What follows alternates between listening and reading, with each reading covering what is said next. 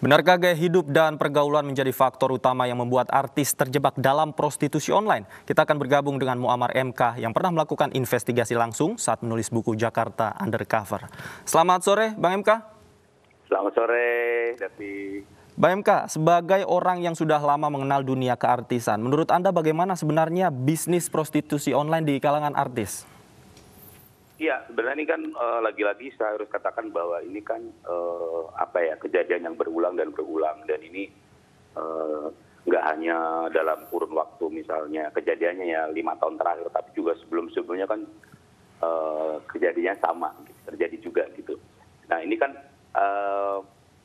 kasus-kasus terakhir misalnya yang menarik adalah dalam catatan saya, terutama misalnya dalam selama kurun waktu setahun ini ya 2020 ini, bahwa hampir sebagian besar yang kemudian tertangkap itu adalah rata-rata selebritas yang memang dalam catatan saya itu kategorinya adalah kategori selebgram yang kalau di ranah prostitusi online kalangan selebritas itu kira-kira dia masuknya adalah di kelas C gitu. Jadi kan kita bisa bicara dari mulai kasus Surabaya, Lampung, Medan, kemudian kasus yang di Ancol, terus kemudian yang terakhir kan Bandung. Rata-rata kalau kita lihat portofolionya itu lagi-lagi catatan saya itu menunjukkan bahwa ini selebgram yang kemudian dulunya model kan, kemudian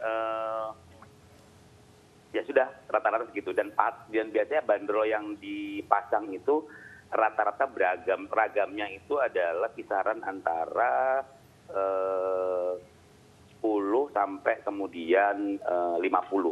Walaupun ada kasus yang terakhir Bandung ada menyebut angka 75 misalnya gitu. Oke, artinya tadi Anda menyebut bahwa kelas C. Ada kelas-kelas tertentu, tentu ada kelas A, kemudian kelas B. Apa sih Bang yang membuat artis ini masuk dalam kategori yang berbeda, apa sebenarnya? Nah ini yang menarik, dan saya sudah pernah menulis panjang di buku saya di Jakarta Undercover sama In Business Model, bahwa kelas-kelas ini memang ditentukan berdasarkan tingkat kepopuleran dari si selebritas gitu. Misalnya kelas A itu adalah kategorinya yang memang rate-nya memang rate secara popularitas memang sudah tidak diragukan lagi, siapapun mungkin mengenalnya gitu. Walaupun agak sulit kemudian untuk menjerat atau menghukumi apa yang dilakukan, beberapa modus yang dilakukan di kalangan A ini sebagai bagian dari prostitusi gitu, karena susah gitu untuk menjeratnya sebagai bagian dari itu, karena misalnya beberapa modus yang digunakan adalah dengan kontrak nikah, dengan kemudian plesir wisata ke luar negeri, misalnya juga dengan kemudian menjadi PR gitu, piaraan gitu, kalau bahasa sekarang ani-ani piaraan gitu kira-kira, atau pacaran yang kemudian sifatnya dibiayain gitu. Ini yang agak susah di-Indo sebagai bagian dari prostitusi. Kelas B sebenarnya juga hampir sama secara modus. Yang menentukan dia kelas B adalah lagi-lagi tadi tingkat kepopuleran gitu. Baik. Ini modusnya juga tidak jauh beda yang dipakai gitu.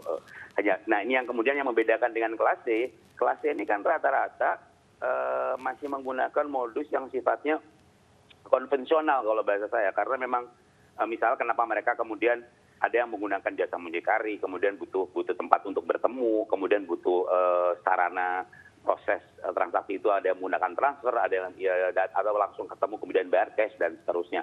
Yang secara waktu mereka kemudian menggunakan apa yang disebut sebagai short time itu. Short time itu ada dua, berarti kan short time itu bisa hitungan 3 jam atau one night stand atau hitungan semalaman gitu. Itu tergantung dari transaksi. Nah, oke, kira-kira itu dari.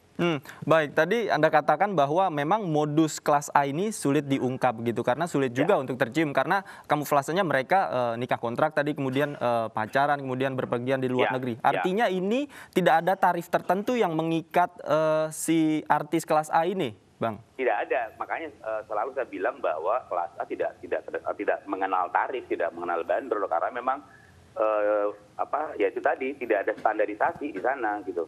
Misalnya dalam kontrak nikah itu disebutkan untuk biaya setahun misalnya gitu kan.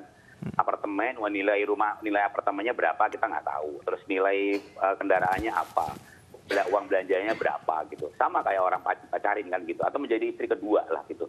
Atau tanda kutip juga menjadi istri siri misalnya gitu.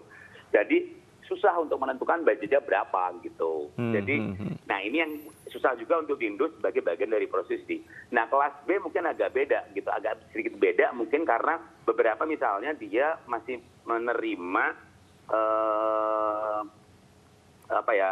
kalau dari sisi rentang waktu gitu masih menerima misalnya lesir mingguan gitu, atau juga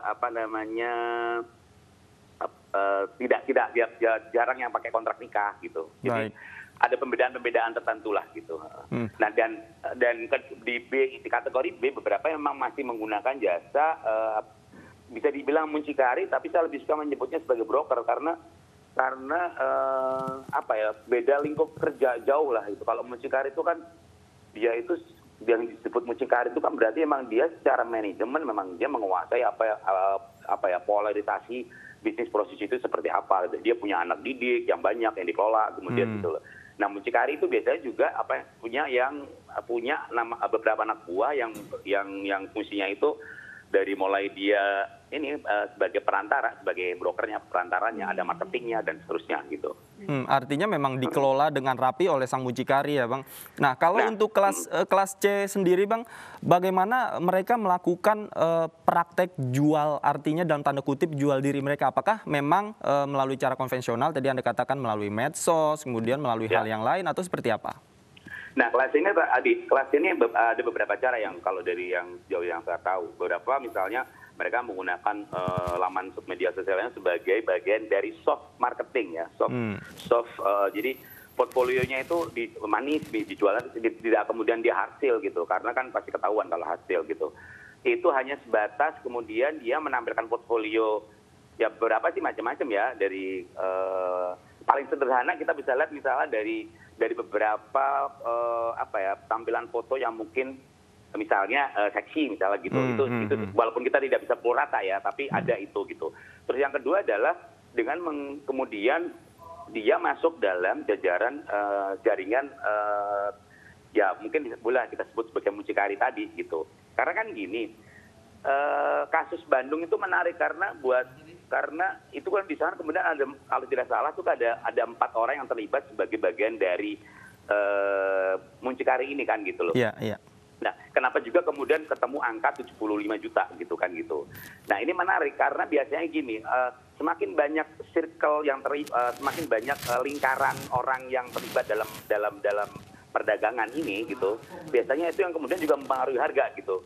Karena tidak semua, makanya saya bilang bahwa kalau muncikari berarti kan dia directly emang itu anak itu ada di bawah didikannya gitu. Nah, banyak hal kemudian memang misal si A ini sebenarnya bukan mucikari, dia sebenarnya cuma broker gitu. Ketika ada klien kemudian mencoba membooking misalnya selebgram C gitu misalnya, ternyata si broker A ini dia nggak punya kontak direct gitu, dia butuh jasa temennya gitu. Jadi ada yang namanya memang ada yang saya sebut sebagai kolaborasi pergeremuan juga ada gitu. Nah ini kemudian membuat beberapa harga kemudian menjadi mahal gitu.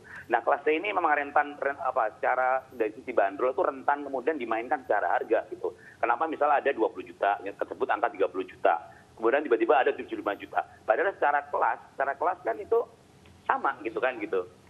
Jadi lagi-lagi tuh siapa yang membawa, linknya siapa gitu yang membawa, kontak persnya siapa, brokernya siapa, itu yang membuat kemudian terjadi perbedaan harga yang cukup signifikan gitu. Oke, Mbak MK, ini bicara soal mucikari, kita tahu Mami Alona ini kan sudah bertahun-tahun ini beroperasi. Kemudian kira-kira aja nih, menurut Bang MK selain TA ini ada berapa lagi artis mungkin selebgram yang di bawah Mami Alona ini?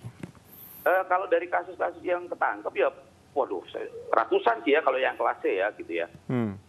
Ratusan sekali, karena ada beberapa yang kemudian gini yang menarik kan. Kalau mereka yang kemudian memang secara lifestyle dia lebih pinter gitu, dia lebih banyak yang menggunakan apa yang saya sebut sebagai istilahnya window shopping, jemput bola gitu. Jadi beberapa dia tidak butuh jasa mucikari atau broker gitu. Wah itu kalau kita beredar di beberapa tempat hiburan malam VVIP gitu di kota-kota besar Jakarta, Surabaya dan sebagainya gitu, kira-kira ya mereka ada di sana gitu.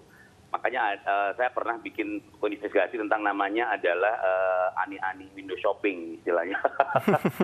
Itu jadi mereka memang mencari mangsanya tidak kemudian menggunakan jasa mucikari atau broker, tapi langsung jemput bola.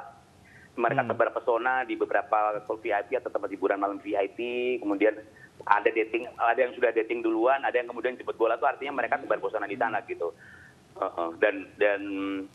Dan ya kita bisa lihat lah gitu. Paling kemudian dia butuh jasa kontak person itu adalah siapa yang menemani hari itu. Misalnya kalau ada asisten yang kemudian itu menjadi jembatan antara si selebgram yang buka harga ini dengan klien yang ada di tempat hiburan itu gitu. Oke, sekarang kita bicara segmentasi nih Bang MK. Tadi dari kelas A, B, dan C tentu segmentasinya berbeda. Nah umumnya kalau kelas C ini beroperasi di segmentasi yang seperti apa?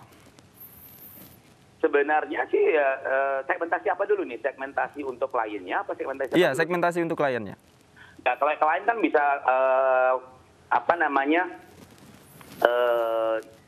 sebenarnya kalau secara segmentasi klien itu kan kita susah ya, mereka dari kalangan mana. Tapi yang jelas adalah beberapa yang banyak ketangkep kan kebanyakan daerah kan gitu kan, pasti luar kota beberapa gitu. Jadi ya kalau kita bisa sebut ya paling dia bisa jadi emang apa istilahnya ya orang berduit aja, bisa jadi pengusaha, memang pengusaha kaya di daerahnya gitu. Atau memang ini sebagai ini, ada juga yang digunakan sebagai ini kan jasa entertainment kan gitu, untuk proyek-proyek tertentu kan gitu. Oke. Baik. Itu sudah bukan hal aneh kan gitu. Baik, terima kasih Bang Muammar MK sudah berbagi informasinya bersama kami di Special Report. Selamat sore Bang. Selamat sore.